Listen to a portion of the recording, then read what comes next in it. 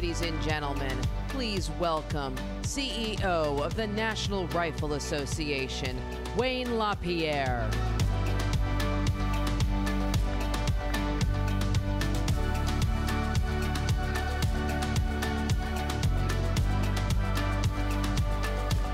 Thank you.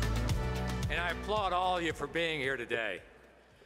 You know, I've been coming to CPAC for years, and I'll tell you, it's always great to see so many young people here. You're the future of this country, and don't ever forget it. You know, when I was young, I believed in our government institutions. I had then, and I still have today, a profound appreciation for the checks and balances, guaranteed individual rights, and the constitutional republic that our founding fathers established. I believed that this country was different than others in a noble and a virtuous way. And I learned very quickly that our freedoms need to be protected by all of us. In fact, I've spent much of my career fighting for Second Amendment freedom. Today, we're on the cusp of losing our founders' vision forever.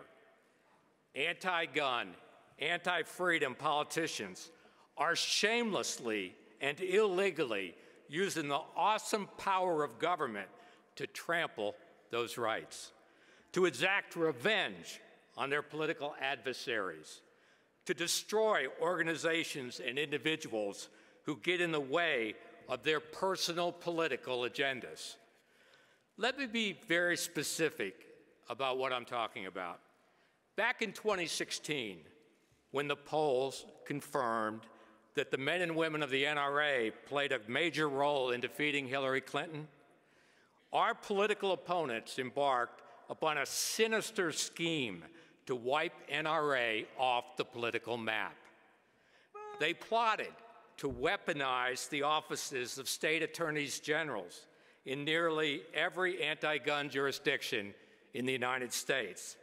And in New York, the governor's office and the Department of Financial Services, which is as powerful as any financial regulatory body in America, including the federal government.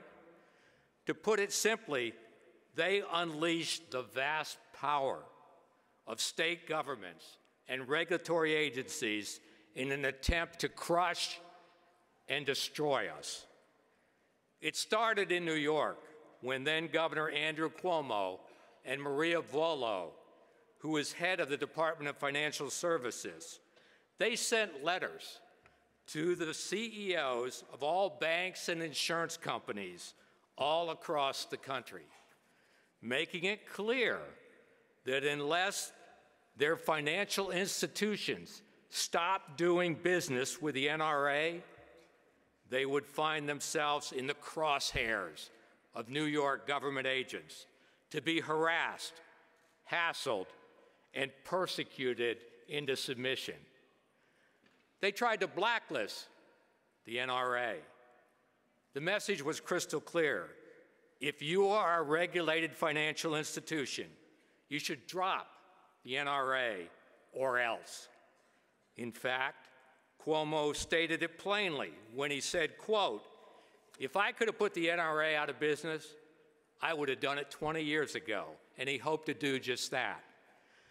This blatant weaponization of government power was designed for only one purpose: to silence our voices, to destroy the power of our collective fight for freedom, to cut out our tongues, and ultimately force NRA to shut its doors forever. In fact, listen to this. Their own press release that they sent out warned that companies doing business with the NRA, quote, had a responsibility to act and would suffer reputational risks if they continued partnering with the National Rifle Association or any other pro-Second Amendment organization. You see, Cuomo and Vullo knew that without a bank account, the NRA's ability to operate was threatened. We couldn't write checks. We couldn't process membership dues or contributions, and we couldn't pay our employees or even our electric bill. And as a direct result of their threat, there were banks and insurance companies that sure enough went out and severed their ties with the NRA. Not because they didn't agree with us on our cause, but because they didn't want to be targeted and crushed by Cuomo and the New York government. This wasn't some backroom scheme. It was all out in the open, plain to see. Cuomo even publicly bragged when he said, and I'm quoting him here, "The regulations New York put in place are working. We are forcing the NRA into financial jeopardy. We won't stop until we shut them down." Well, the men and women of the National Rifle Association, and I'm so proud of them, didn't shrink from the fight. In fact, we sued them successfully.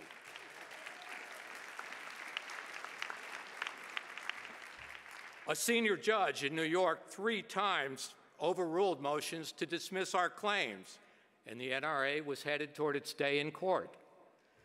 But late last year, the Second Circuit Court of Appeals shockingly reversed a portion of the decision of the trial court and dismissed the NRA claims against Vullo. This decision, and I'm going to say it slow, if it's allowed to stand, would mean that government regulators can use their nearly infinite powers to silence and destroy any organization in pursuit of their own personal political agenda. Whoa! This is one of the most chilling decisions ever rendered by a federal appellate court in our nation's history. And make no mistake, if this dangerous precedent is allowed to stand, any politician or government agency would have the license to use their regulatory powers and authority, including investigations, crippling fines, threats, blacklisting campaigns, abusive litigation, and more, to destroy any person, any company, or any organization they consider their political enemy. Is that the kind of America you want to live in? Hell no! The stakes, me either. The stakes couldn't be higher. And so today, I'm proud to announce to all of you here at CPAC that the National Rifle Association of America has filed a petition with the United States Supreme Court seeking a review of one of the most important First Amendment cases in our nation's history.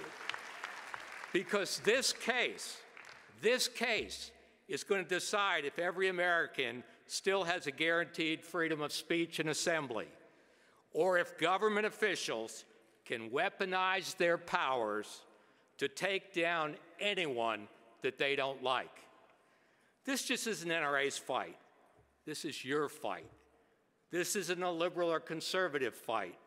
This is a fight for all Americans, regardless of where you live. This isn't a Republican or Democrat fight. It's an American fight. It's the fight for every American who's ever cared about their First Amendment rights. That's why many legal experts and constitutional scholars, and I'm happy to say the American Civil Liberties Union, that's right, the ACLU, are on our side.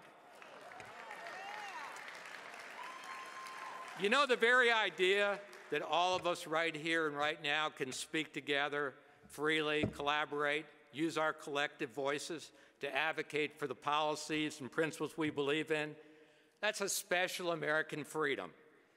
And for decades, tens of millions of American gun owners and patriots have stood together under the NRA banner and fought for American freedom and Second Amendment freedom. Not with guns, not with violence, but passionately and peacefully with our First Amendment rights. For us, and for all of you, the most powerful weapon we have is our collective voice. I've always viewed the NRA's greatest strength as its ability to amplify the voices of Americans all across this country who carry a passion for freedom deep in their hearts. Our strong collective voice depends entirely on our First Amendment freedom to assemble, speak freely, and advocate for those causes we hold dear. And you know as I do, if the government can take away our First Amendment freedom, the Second and all our other freedoms are not far behind. So let me ask you, are you ready to saddle up and ride and fight for our freedoms, hang the lanterns, go out and sound the alarm? Because it's time to be all in this fight, because all of our freedoms, all of our way of life, all of it is on the line. So let's fight for freedom. By God, let's save the First Amendment, and God bless the United States of America. Thank you very much.